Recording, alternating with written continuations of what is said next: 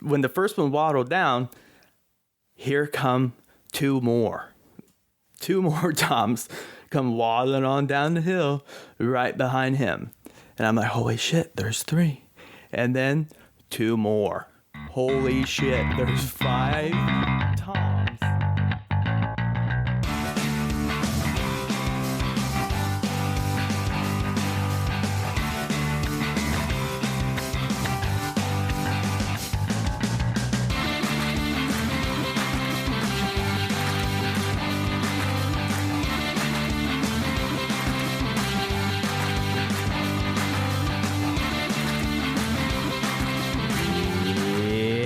What is up? Welcome to the IHUNT podcast, and I am your host, Jason Hamlet, and this is episode number 008 with my good buddy, my great friend, Joey Doviak, and this is a field companion. If you are not familiar with a field companion, essentially, Joey is going to be going through and breaking down 2 of his successful hunts this season. That is right, I said 2 successful hunts. He was able to get 2 gobblers on the ground.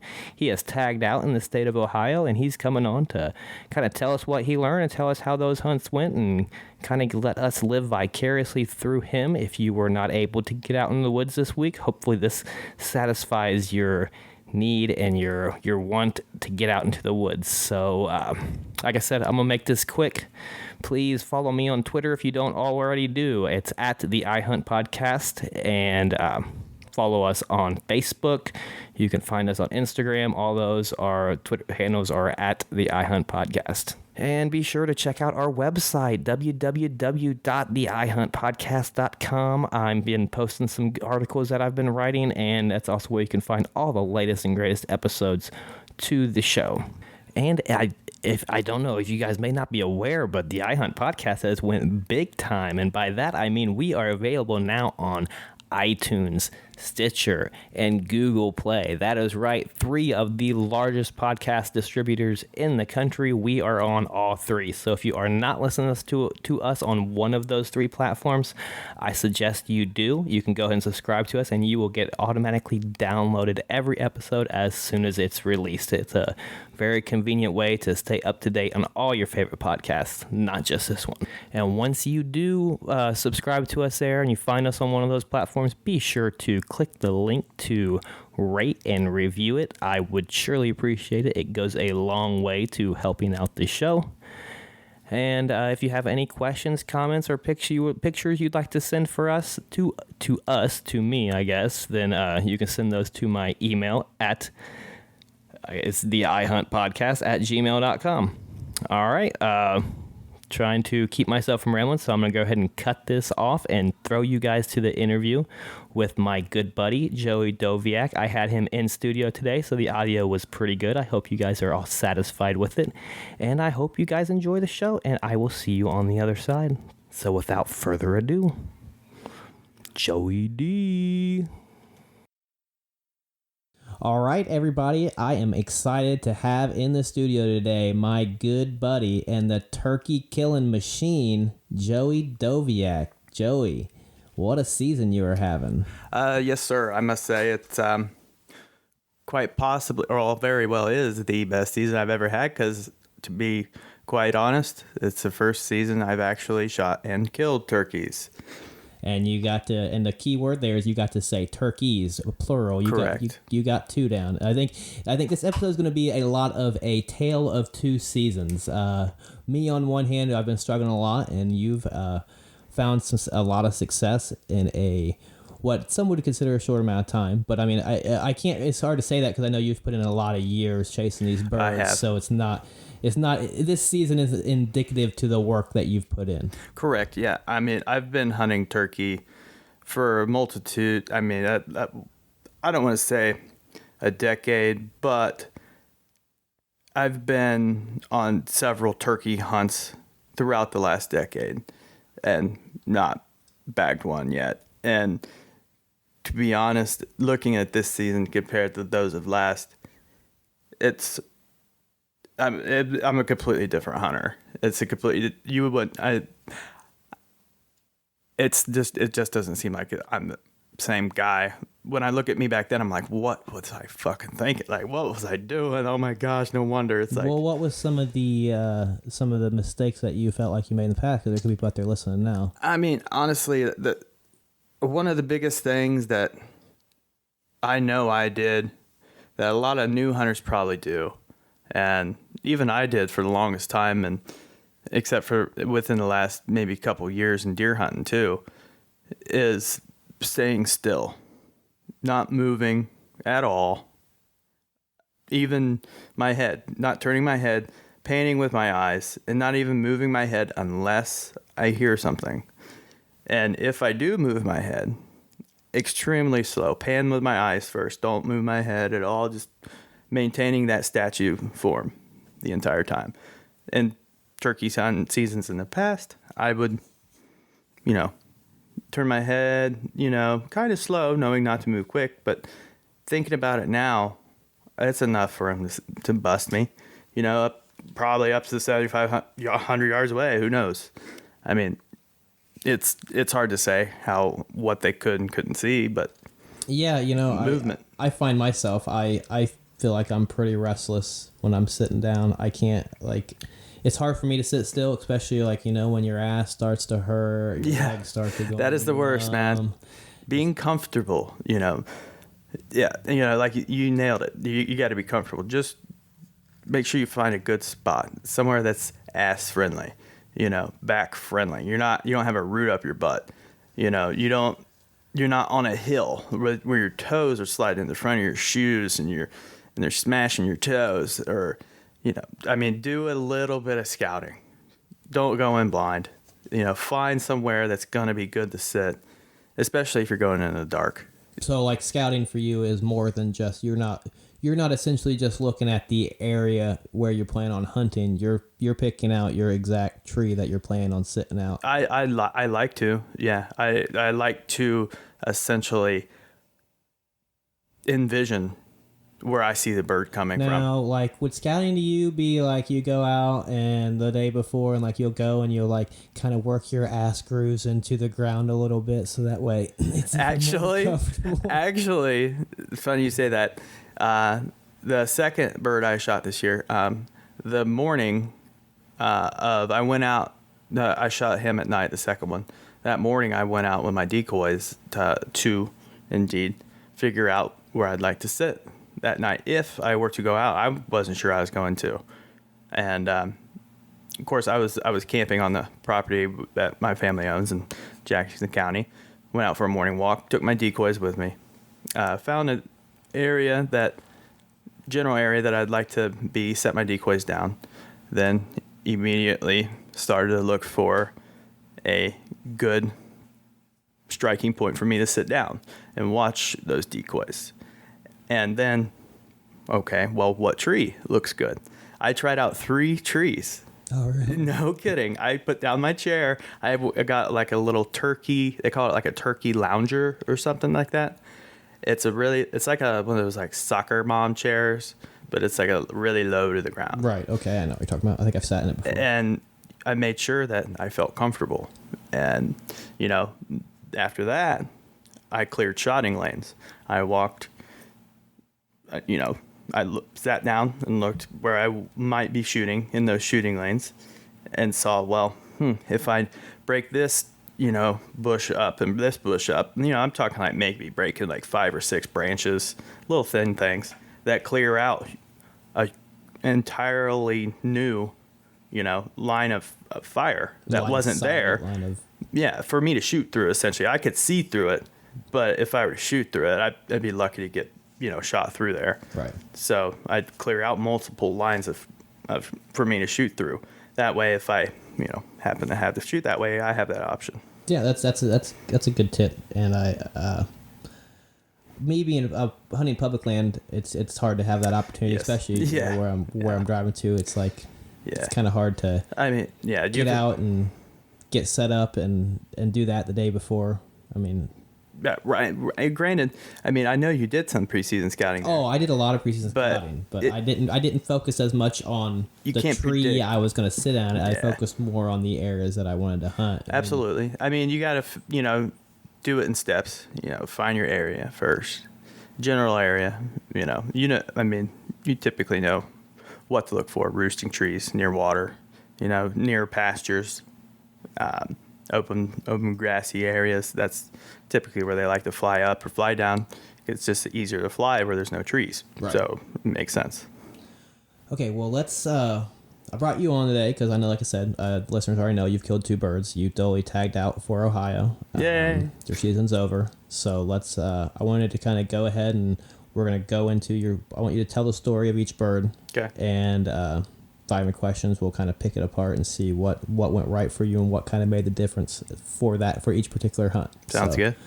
Bird number 1, you shot on opening day, right? Opening day. Opening morning. That Opening day, was yep. about 3 weeks ago, right? Yeah, 3 weeks ago, opening day. Again, similar scenario, like I was kind of just describing about knowing where I'm going to go. I had... Now you, because I'm just going to interject here. We had talked previously about like your strategy and what you were planning on doing there, Mm-hmm. and I wasn't in total agreement with your strategy at first. I mean, obviously the proof is in the pudding now, but I was thinking, well, you should have been concentrating more on the field, and but I did like the idea that you set up on the gas line, but I was worried that I know you'd hunted there in the years past, and I should have just trusted your judgment on that. This is where the birds were going to be at, but I was worried that we weren't putting enough time out on that property of exactly finding out where the birds were going to be at, instead of just counting on them being there on opening day without actually, you know what I mean? Right. I mean, I understand. I mean, I had the advantage of, it's family-owned land, Before I even came down there, my dad and nephew were already there for youth hunting. Oh, that's right, yeah. So my nephew actually didn't go out. He was supposed to come down, and he did come down, but he ended up having to leave. So he didn't get to go out. You didn't even get a hunt? No, he didn't get to hunt. And actually, ironically enough, when me and my dad got together, we spoke about where we wanted to hunt, and we both were kind of like, my dad's like, yeah, I was going to hunt back there down the gas line with Tyler.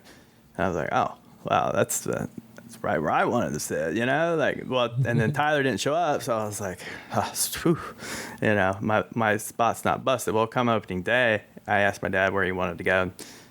He said that he's going to go somewhere else, and I said, well, you can have the gas line, And he's like, that's all right, you go down there. So let's set up the spot that you hunted at. Let's kind of describe it a little bit. Essentially, it's for those who didn't hear before, it's about 75 acres or so in Jackson County. About a third of it, I'd say, in the front towards the road is open, grassy pasture, high grass with patches of woods, steep incline hill that goes up to the top and flattens out with grass that we camp at. The back 2/3 is primarily forest, oak trees, your typical rural county type of forestry or whatever. And right next door, our neighbor essentially owns some more land that my dad and him share. So we combined the two to hunt on. And right down the neighbor's property that we hunt on is a gas line. It's like a mowed grassy clearing that's probably about 20 yards wide. It runs from one end of the property all the way back to the next. And on each side is heavy woods. So right. It's essentially like a huge trail, but it's, a little more open, I guess. Right, almost essentially like a highway in the woods. Right, it's like a highway in the woods, right? Connects a front field to a back field. Right. I mean, everything kind of runs right on that gas line. I mean, deer run across there. Everything runs across there. It's like this highway for everybody, people, So, but there's just hills, a couple rolling hills with a couple creeks down the middle. Nothing extravagant. No, pristine evergreen forests. It's pasture in the front, pasture over on the right side, and a pasture in the back. Yeah, on the it's- left is actually what used to be Mead property, which is now up for sale, I believe, but is all forest too. So Yeah, it's typically it's what you is typically indicative of eastern Ohio terrain. You know, Right. pretty hilly. Yeah. It's like as you start getting to West Virginia, you know the right, the declines. mountain kind of steep terrain, but definitely doable. Nothing too thick, you know. So you're ideal hunting grounds in my opinion. So you knew you're going to set up somewhere on that gas line that Yeah. morning. Well, what makes me want to set up there was the fact that there's the pasture that's neighboring us to the right, a pasture that's neighboring us behind us, that converge to a fence line that has a tree row going down that fence line. And that tree row connects right to the gas line. So you have two pastures that are bottlenecking, and then the gas line all coming to that bottleneck. Right. And on the end of that, basically to what would be the left side if you went down the gas line, would be all forest, which is essentially where I sat both times. One time, the first time I was essentially right at the top of one of the crests of the hills, and the second time I was probably 30 yards away, a little bit deeper, closer to the edge of the pasture. So, All right. So you get up opening day. What are you taking in the woods with you? What's your routine? well, the day before, like I said, I kind of knew where I was going to go, so I went ahead and hiked out there in the dark and set my decoys out there just to have them out there so I didn't have to hoof so much stuff back In there. the evening, right? Yeah. And did you guys happen to listen for them roosting at all, or did you? Well, had arrived a day or two early before opening day in order to do a little recon and get my stuff out there. But we had been hearing them gobble. They were gobbling in the morning, and I wasn't hunting, of course, it wasn't open yet, and then did not but make me smile and thinking, oh boy, oh boy, oh boy, here it comes the turkeys. And then come opening day, like I said, I had some of that stuff out there, just go through my routine, getting dressed, getting my coffee, made sure I had all my calls. I mean, I was packed to the hilt. Every type of call I had it. It didn't. I mean, it come find out to this day, all I needed was one call Now, and one striker. do you take precautions with your scent when you're in the turkey woods? Or No, not at all. Because I mean, that's kind of the route that I've always took is turkeys can't smell, so I don't really worry about it. Yeah. No. But I did hear somebody make a very good point that you may want to consider. I mean, I know you've killed birds, but deer are still in those woods, and Right. they can still smell you. And the last thing you want to do is put yourself in a situation where you got a doe blowing at you Well, because she winded you. That first turkey I shot, before I spotted him, a couple deer moved behind me and did start snorting Did they? at one point, but they moved on. It was probably about 30 minutes before I saw them. So. Okay, so continue on your story. I got everything ready, packed up, and started hoofing it back there. I was a little late getting out. It was the sun was just barely coming up. Is at that point where you don't need your light anymore if you're walking an open, clear cut gas line. Right. So I killed my light, walked on back, sat down at the tree, and I had heard a gobbling before I even got back there, and it was coming, from my left as I'm walking back and kind of back in there in the woods a little ways. How far away you think? Probably about 50 yards or probably about 100 yards, give or take. With the hills, it's hard to tell. He was at least 100 yards, but he was far enough away where I was confident enough to move around, stake my decoys in the ground, and not have to worry too much about making a racket because he was pretty far off in the way. What kind of decoy setup did you go with? I just rolled with two hens. That's another thing that was new this year. I kind of invested in a decent decoy, one that's not some, raggedy foam thing that's folded in half, and I pull it out of my pouch, and then, I look at it halfway through the hunt, and it's halfway fell over, which has happened too many times I can't count. And, I just got a decent, solid rubber decoy that came with a nice sturdy stake that sticks in it. And Do you know who made it? I couldn't tell you. I could tell you that I got Cabela's free plug, but I got it at Cabela's on sale. It's a decent decoy. But yeah, I just rolled with 2 hens, and because I had bought a strutting tom a couple years ago, and thought maybe that would bring some late season toms in, and Never had much luck nothing. with it. Nothing. I had no luck with it, so I just left it at home this year. The thing about those toms is, I think, you can put yourself in a situation where maybe a mature bird will want to come in and attack that tom, but you also got to think is sometimes these mature birds get their ass whooped too, and if they've been getting their ass beat up on by some jakes or something, and they're going to be a little bit hesitant on coming in for a fight. Precisely. That's what I've heard too. If there's a jake coming in and he sees your tom, he's liable to just turn around. Right. He don't want to fight. He's just looking for tail. So. Yeah, and I don't have no problem shooting a jake. And I don't have no problem shooting a 2-year-old. So. Yeah, don't matter to me either. So once I got back there and got set up, this tom was gobbling all through the sunrise. I was calling with my mouth call back and forth with it, but he wasn't coming in. It sounded like he was getting closer at one point, but he never really did. But he was responding to your call. He was responding, but not cutting me off. Okay. Just essentially kind of like letting me know he was there. At this point, do you think he was still on the roost? Or was he had left the roost by this point, and he was moving. I could tell by the location where he was coming from. He was working his way from my right to left as I had my...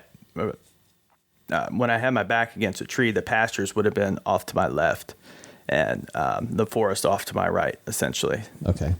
So at one point, I did notice that 2 toms had got together, and because right in the middle of one gobble, he would essentially shot gobble the other one.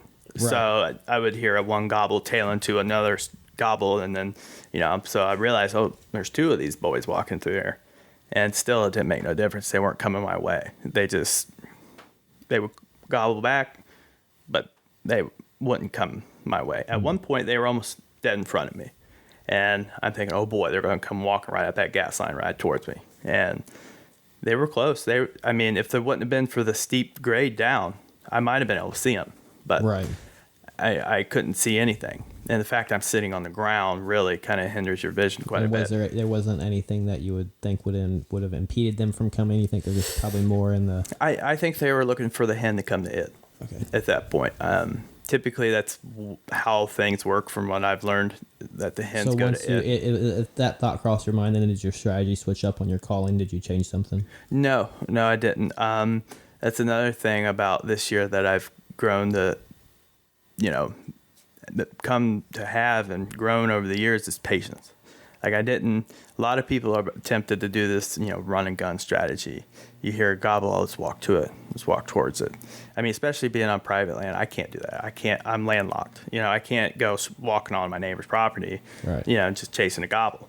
I mean, especially when they're within reasonably close earshot.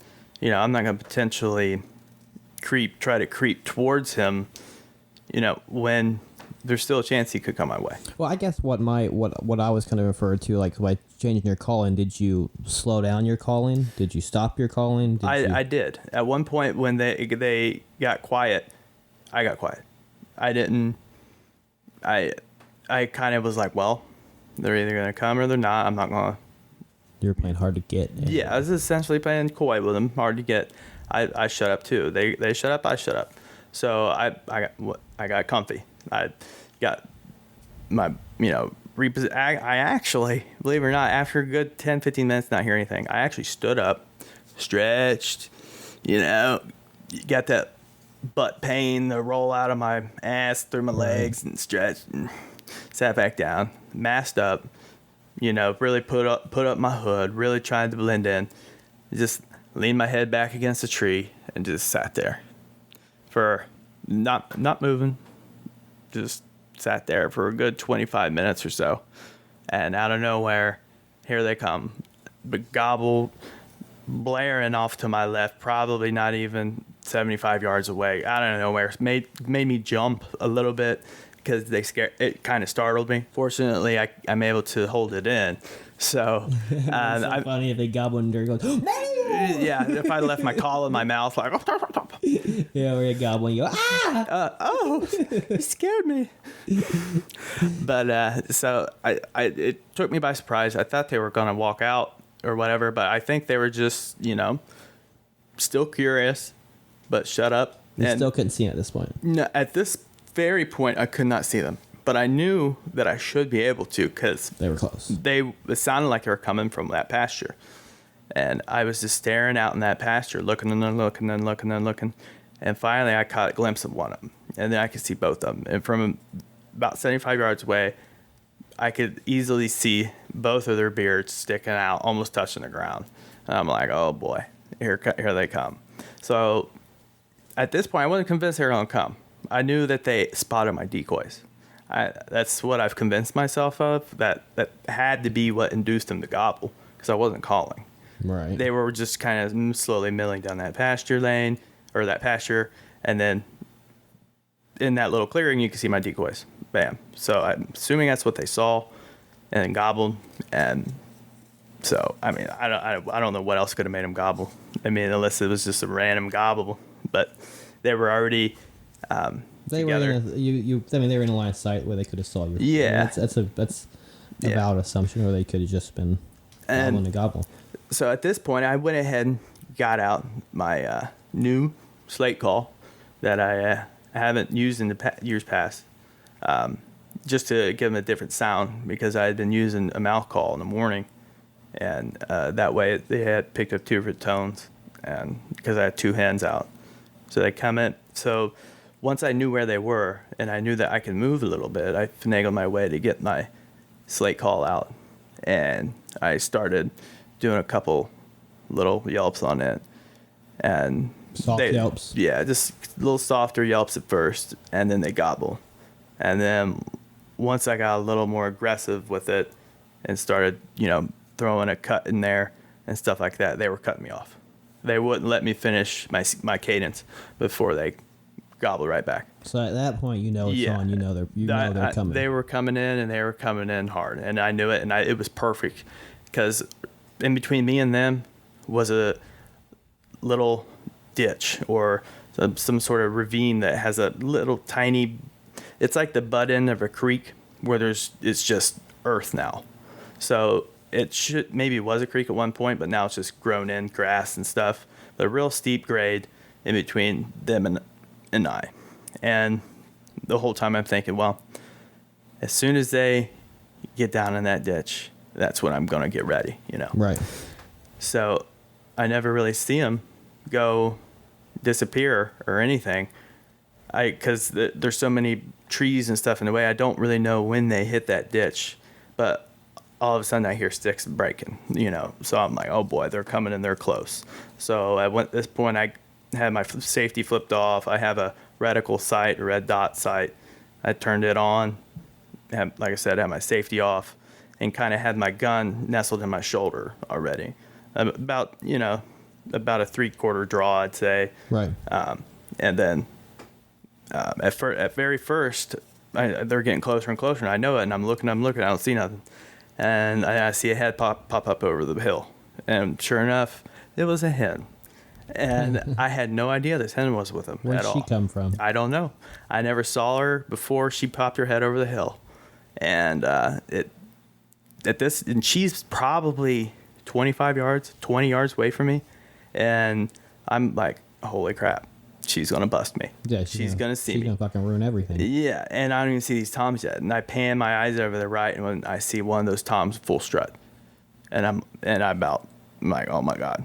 Like, well, what? Yeah, I mean, how am I gonna? Was that your first? I was like, where did he come from? Like, was that your first turkey in the woods in full strut? Yeah, first time I see one in full strut and live in the woods. What did you think about it in that moment? I thought, where in the hell did he come from? Because I didn't see. They say your peripheral vision is supposed to be the most acute to movement. I didn't see him move into that because he was in my peripheral vision. Like when I panned my eyes over, he was right there. I was like, oh my God, like how did he get there? But he was so low to the ground in relevance to when he stood up. When he stood up, I was like, oh my gosh. Aren't they, when they're in full strut, just so like majestic? It's almost like, when I saw my first one in preseason, it was like almost like they're a freaking ghost. in a way. Like they just float over the ground. Well, You can't see their legs. He wasn't really walking. He was just, had his feathers out and ruffled up. He wasn't walking. He was just had him out. I don't know. He may have before that, but I just seen Was him he turning at all though? No.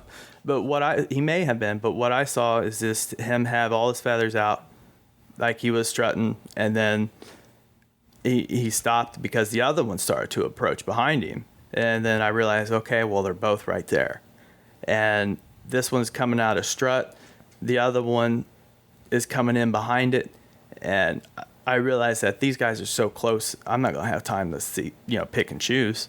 And I could see the other one's beard hanging off, so I knew it was nice and long. His head dipped behind a small maple tree about 4 inches in diameter. And the other one had his head kind of in profile to me. And I knew that once I moved, I'd spook him. You have to shoot once you move. Yeah. So as soon as his head came around, as soon as his head went behind that tree, I counted like 1001 in my head and pulled up my gun, essentially predicting his head to pop out. And sure enough, it popped out as soon as my gun hit my shoulder or hit my eye, and the dot was practically already on his head. I just had to move it like an eighth of an inch up and squeeze the trigger. Bam. Gone. Down like a bag of potatoes. He dropped like a rock. That's awesome. Yeah. So then that's your first bird. So let's feel what were you feeling in that moment? I was like I've missed a bird or two in the past. So my first thing is like pump that gun, get ready to shoot again. So I pumped the gun, stood up like I was getting ready. I could have shot the other Tom. He took his sweet ass time getting up or, turning around and took off flying. I'm like, man, I could have easily backed too. But it was legal. Yeah, if it was legal. But but the one just dropped and I was like, okay. Other than that's. Were you in kind of disbelief at first? I was. I literally was in utter disbelief just because all the years past of, no little or no success at all, like to anything to call success at all. And just to have such a textbook hunt, like you could not have watched a hunting show on television where they would have done anything different. I don't think, anyway. I mean, I don't think I made one error. Like playing it back in my head, I'm like, well, could I have done something different, maybe to and I don't know. Like to me, it feels like it went perfectly. Yeah. Well, I mean, the bird is down. Right. So yes, obviously everything goes perfect when you get that animal down because everything went to script like it's supposed to go to script. Right. But I could just only imagine for you putting in the 10 some years of hunting these animals and all the heartache and all the disappointment they've come around and it's gave you this. You've put confidence. These because you've kind of taught me in a way of how to turkey hunt. So it's like you, after struggling for so long, have put these birds up on a pedestal. Like this has been a long time coming for you because these birds have kind of whooped you in the past. So I think it probably makes it that much sweeter for you getting that bird now, as opposed to if you would have went out your first or second season, exactly, and had somebody calling there with you, and having somebody calling a bird in for you to shoot them. Yeah. I mean, you've went through a lot of heartache and a lot of pain. Right. Yeah, I earned that bird. I put in a lot of miles on them feet, and a lot of sweat, and a lot of sore shoulders from patterning my gun. You name it, and finally it paid off. And and like you said, a lot of mistakes were probably made, and absolutely it takes it takes things going right for you to it kind of reaffirms that what you're doing. Yeah, it gives me a totally different perspective on the confidence, and then it's also going to like you said, give you more confidence, and I can imagine, like I was saying, after 10 years, it's probably, I don't know, 10 years. I know you weren't probably hunting as hard as you have the last 2 years for them. No. I know the last 3 years you've been hitting them hard.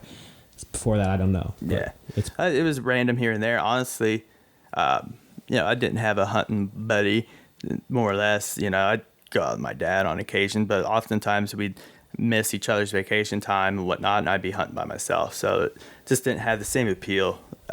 But once you decided to get into it, it kind of rekindled the fire, so to speak. And just, having someone else share the time and the stories and, the heartache with, makes it a little more gratifying, I guess. So, Yeah, that's what makes hunting fun is the stories. The stories. That's why kind of what I post on Twitter the other day is like your tall best, tales. No, your best memories are the memories that you share around a campfire. You know what I mean? Like sitting around and bullshit and telling hunting stories is the equivalent of that in a way. Like it just doesn't get any better than that. That's why I made this podcast, because I love to just sit down and hear hunting stories. Like I can get lost at work talking with guys about hunting, and 2 hours go by. I'm like, shit, we ain't done nothing. I know. For the last 3 hours. I know. It's easy to get lost in it, man, because you start to feel that like And like you you're start there. saying things about like how beautiful a turkey is. Who other than a hunter is gonna say a turkey is beautiful? Yeah, because they're ugly as shit. They are, but when you see them in the woods and you got that Look at that bow gorgeous in your bird. hand, it's like, oh my god, but they really are. A wild turkey is not, these pin That attractive. Wild turkey is not what I have thought of turkey my whole life up until I started hunting them. 'Cause, Yeah. I mean, just the colors they do have is much different what you see in a pen, and much different what you see in your petting zoos when you see a turkey around that. It's not even the same There's animal. nothing. Yeah, no, nothing nowhere near the same. So that was bird number one. Now, I had heard that story already. Right. I have not heard your story about bird number two, which you just bagged this weekend. Right. I told you to hold off. Don't tell me nothing. I want to find out the story the same time the listeners do. All right. But here is a little bit. I'm going to give my prediction on how the story goes. All right. Ready? Let's hear it. And you can tell me how close I am. All right. I know you went down there with your girlfriend. Mm-hmm. You weren't planning on hunting. Correct. You were just going for a little getaway, camping out, take a load off. So I'm guessing. And brought my shotgun just in case. Saturday evening, you guys were sitting in the tent, Camper. getting a little frisky maybe. Wrong so far. Having a little fun. And something happened. You had the bed was squeaking, sounding a bit like a hen yelping, and you had Well, it was actually her, but and a turkey gobbled off in the distance, and Joey says, "Shit, did you hear that?" You drop what you're doing, throw on your camo, chase that gobble in the woods, and you walk in and see that bird sitting down on the ground, and you're sitting there in your camo boxers, razor gun to your shoulder. And I got out my knife. Yeah, you got his knife and stabbed him in the throat. Yep. And Stabbed him right in the eye. And went back and finished on the woman. Yep. And Yep. While I drank the turkey's blood. You got it. like us. Okay. That's it for the podcast. Yeah. We will Thank see you. See you next time. Actually, well,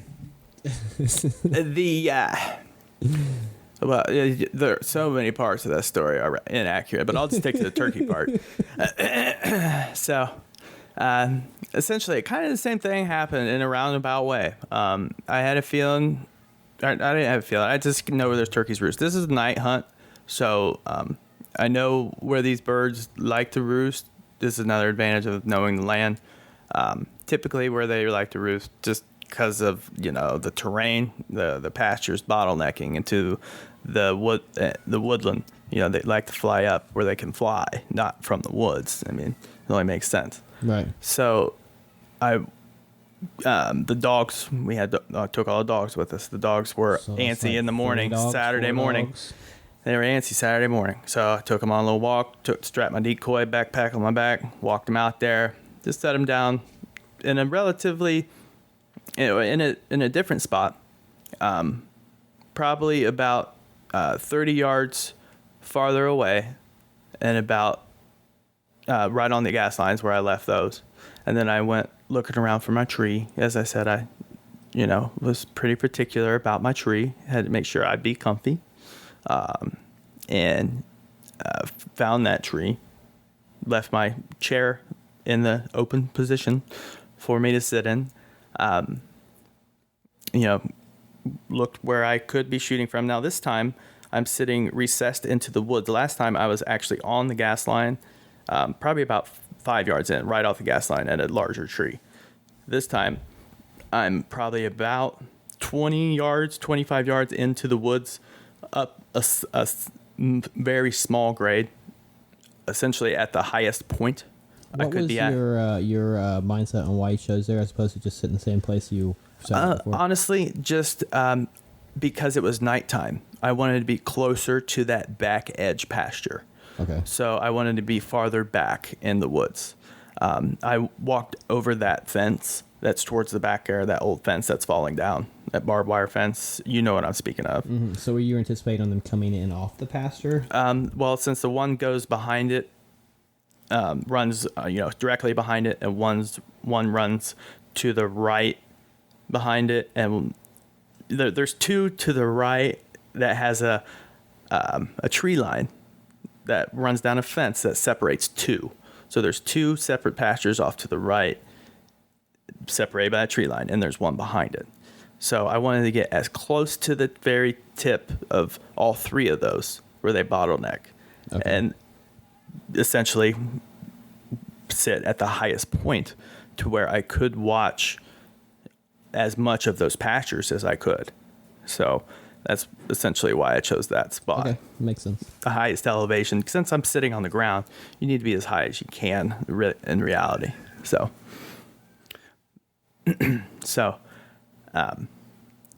I like I said, I anticipated where I wanted to sit, left my stuff, went back to camp. We had, went through our day, and, it's decided, hey, I'm going to go ahead and go sit in the woods until sunset. It's like 6 o'clock. I wanted to be out at like 5. It was like 6 o'clock. Sunset's at 7 or at 8:30. I walked back there, and I'm, sweating my butt off because it was pretty warm, but it was going to get cool. So I dressed it, had a couple layers on. And this time when I walked in, though, since I was going to be farther back, and I was kind of counting on the birds being in those pastures or predicting it. And not only that, it's daylight. I didn't want to walk right down that gas line exposed, where any bird or anything that's in those pastures is going to see me come walking right down that open gas line. So I came in the back. I went down behind camp all the way towards the back edge of the property. So I had worked my way down through the middle of the property, kind of, and come up the back of the hill of where I essentially thought I was going to sit, or planned on sitting. And that way I wasn't walking around in between where I'm sitting and where I'm watching. I wanted to come in from behind where I'm going to sit down and watch that way. Okay. So once I got there, I kind of assessed the situation a little bit, make sure I didn't see anything, and snuck up to my decoys, quietly. Your decoys already were set up? No, they weren't set up. They were just kind of on the ground, like hidden behind a tree, just in case someone came across the property or whatever. But anyways, so I went ahead and set up my decoys, plopped them at the highest point on the ground I could find nearby on that gas line there, and walked back over to my tree and sat down. It just kind of cooled off because I was sweating my ass off, to be honest. I didn't have any mask or gloves on. I was just sitting there. And probably about 15 minutes goes by, and finally I'm like, all right, well, I guess I'll go ahead and put on my mask and gloves and, kind of sit still for a little bit before I call. So I sat still for a little while. I already had my call out. Looked down at my call in my hand. I had the slate call in my hand.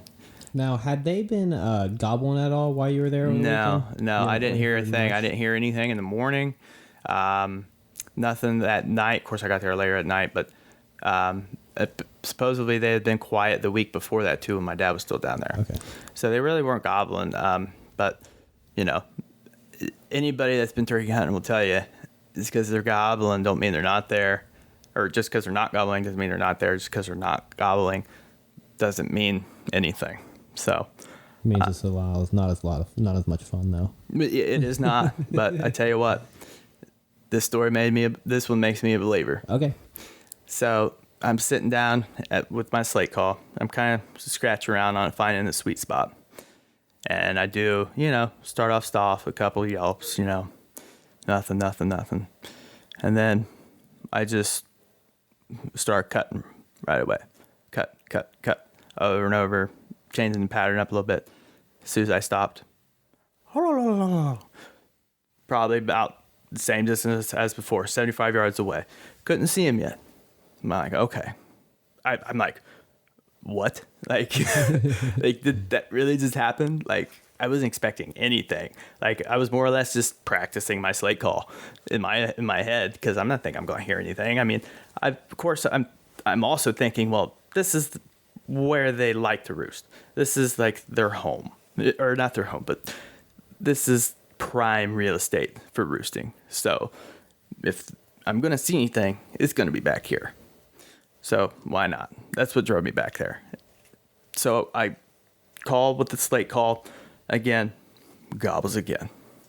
So, and I still can't see him. And then I'm sitting there staring out in the pasture that is dead in front of me and watching. And finally I catch something in my peripheral off to my left, and come to find out, sure enough, it was him. I saw a red head go in and out of some branches and stuff. And I thought, oh, son of a bitch, he's over here. He was off to my left more. And he worked his way around kind of out to my left a little more. And I think he was looking for my decoys because he wasn't going in for them and he wasn't going anywhere.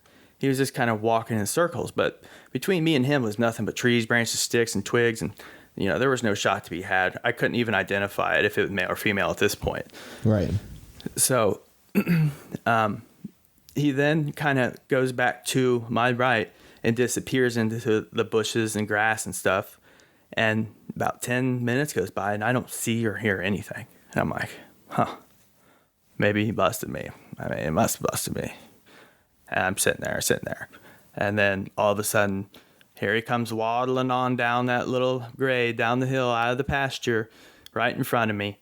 And he stands up on his legs and flaps his wings like he's going to fly, but he just, stops and starts waddling around some more. And I'm thinking, well, what's strange to me, he was probably about 30 yards. Yeah. I mean, I could have blasted him right then and there, but honest to God, I didn't see a beard on him. Not anything. Not even an inch of a beard, which struck me as strange. So I was like, well, it gives me every reason just to wait and see what the second one looks like, right? So, because there was two. Yeah. When the first one waddled down, here come two more toms come waddling on down the hill right behind him. And I'm like, holy shit, there's three. And then two more. Holy shit, there's five toms just walking around. Like, again, now it's not just like plain sight, but it was five toms. I could see them all clear as day, 25 yards away, 30 yards away, but nothing, a lot of obstruction for a shot. They come out of the field down into the gas line in the open. But between them and me was twigs and branches and trees. Just in that general direction. I got you. So there was no shot really. I couldn't size up any of them. And so I said, well, just be patient. Okay. So, of course, my heart's in my throat at this point because, I'm still learning the turkey hunt. And I think if your heart's not in your throat at that point, then you're not then you're not really hunting. I mean, I don't know. I mean, absolutely. Is there anybody? That's why we do it. That's why we do it. If you killed 100 birds, you're still heart's in your throat that much. Absolutely. So at this point, I'm thinking, holy God, here I am. Second time I've been out in the woods. I wasn't even there 30 minutes, and he gobbled on my first cadence. And I was just in utter disbelief. I don't know who or what bird it was or what, but they just, after that first one came down and was in the open for a minute, I believe, and didn't get shot, I think that's why the other 4 were like, okay, it's clear. We'll all come out then. So they all just came out, walked, essentially broadside right in front of me. At one point, I could have took a shot and killed 3 of them with one shot. God. And I mean, that's no lie. I mean, and at this point, I'm like, man, which one's bigger? Which one's biggest? They all have beards except for the one that didn't have a beard. And they're all big. They're all mature toms, not one Jake, not one hen. And 2 of them had made their way to my decoys and had made my decoys. They knew it was a ruse. They knew something wasn't right. So they started to, stick their heads, poking their heads up, looking around, seeing what's, something ain't right. Right. And as soon as I saw that, at this point, similar to my last shot, as soon as I saw that bird's head behind the bushes, I had took off my safety, turned on my sight, went through the checklist in my head, need to be ready to shoot. So I was already ready to shoot at this point. And one of the birds had kind of peeled off from the rest of the herd, essentially. And I saw that he had a pretty lengthy beard, at least as long as the other one. Again, I raised my gun. That's not even half a second later, bam. Again, dropped like a sack of potatoes. Rolled. He was actually between me and my decoy. Rolled and then got stuck underneath my decoy and laid there and died. Oh my God. So other ones took off? Yes, one went directly left, one went off to my left and straight, one went right and straight, one went right. And I honestly believe that some of my shot had to have hit some of those other birds. I mean, those patterns aren't that tight. Generally they are, but they're still outliers. So you got bird number 2 down. Then what'd you feel? Because you looked a lot more excited in the pictures of bird number 2. Yeah, it's kind of like surreal. It's like, is this really just happened? Like, it's just hard to believe. How many years have I been trying to do this? And I do it twice and make it look easy. Like fish jumping in the boat, so to speak. I mean, it's unbelievable. I hate you. I know. I've had a rough season. Like I said, it's been a tale of 2 seasons, but I've been hunting public land. Yes, you have. You've been hunting private, yeah. Which, I mean, you do get to hunt, but just not as often. And you don't have it at your leisure like I do. So, unfortunately. Oh, I've hunted more than you this season. No, I'm saying yeah. I've hunted turkey a total of 3 times, right? This season? 3.5 hours. Yeah. Well, no, with me, you forgot with me. Oh yeah, with you, yeah. Well, including that, 7.5 hours. Include what we did hunting turkey. Yeah. I was getting ran off of every spot we sat at on public land. That's the thing about public land, man. It's just people walking in your setups, and I had that happen again this week. Yeah, I'm sitting there and I had a bird goblin, and between me and him, I had somebody walk down the field, and then that was the last gobble I heard the rest of the morning. So I'm telling you, if we get a chance this weekend, this is my last weekend, man. If we can go out there, don't make me eat my tag. Sunday night. It needs to be at Sunday night, not Sunday. Be the evening. I'm telling you that it's going to be easier to hunt them at night now up there in Jackson than during the day, because they're shutting up. They're shutting up during the day. I didn't hear one gobble in the morning. My dad hadn't. Steve hadn't heard gobbles like earlier in the day at all. Nothing. But they're there. They're there. I know they're there. And me shooting that one tom split them up. Splitting them up, they got to gobble to get back together. Well, I'm sure they're probably already back. Right. But, I could go in the woods and throw a rock at them and scare them away for you. That way they group back up, Yeah, so. But, yeah. I'm down if that's what you want to do. If you want to go out this weekend, this Sunday, if you got time to take me out and take me on a Joey Doviak guided tour. I would appreciate that. I think I'm probably going to get out Thursday evening. I'm going to go out to Camden, and I may even go out Sunday morning to Camden and then go out Sunday evening with you. I mean, it's the last weekend. I'm going to hit it hard. I can't hunt at all Saturday, which is a bummer. We will figure that out. We'll figure it out. The biggest thing takeaway from the season, learning things I learned, things I will take with me. Patience. That's what I would keep hearing from everybody. Even though I was only there for 3.5 hours total, I was still patient. I was patient for 10 years. Okay, so just be patient. Be still. Be patient and be still. And those two things right there alone, I guarantee you will probably see a bird. I think patience, at least what I found, like what works best for me is I break patience up into segments. I don't look at it as I want to sit here in this right here for 4 hours. I look at it as, okay, I'm going to sit here and try not to move for the next 20 minutes. And then once I hit that 20 minutes, I'm going to say, okay, I'm going to sit here and try not to move for the next 20 minutes. You know what I mean? I don't want to, I hate going to it and saying, I'm going to sit here and not move for the next 4 hours. I don't know what it is. To me, the clock flies. I don't know if it's because when I move my head, it takes me 5 minutes to turn my head. Like, that's what I mean. That's how slow I turn my head. Right. Like, if I'm wanting to pan right, it'll take me 5 minutes to get my head all the way to the right. Time flies in the woods. I mean, it really does. It does. But I just mean, it's. I mean, maybe do that. If you want to look to the left, just gradually turn your head to the left, like literally, like micrometers at a time, and it'd take you 10 minutes. But you won't even really realize it. I don't know. Right. Just a thought. I don't know. Yeah, that's a good idea. I mean, it just keeps you from moving. If you're consciously thinking, don't move. Try be a tree. So don't be periscoping in the woods. Yeah, don't be periscoping. Don't be tilting your head down. Tilting your head down. Again, looking at your phone. I was periscoping live videos. Looking at your phone, looking at your watch. Something making a rustle behind you, and cocking your head way around the tree, looking everything for hundreds of yards sees you. No, when I hear something, I always move slow. But it's the times that I'm getting busted, probably that I'm not. But I don't know. You never know. You don't know, man. It's hard to say. But I can tell you what, the thing I've done different is holding still and being patient. And essentially my mindset was, oh, well. I don't want to say pessimistic, but more or less can't get any worse, right? Right. I went home at the end for 10 years.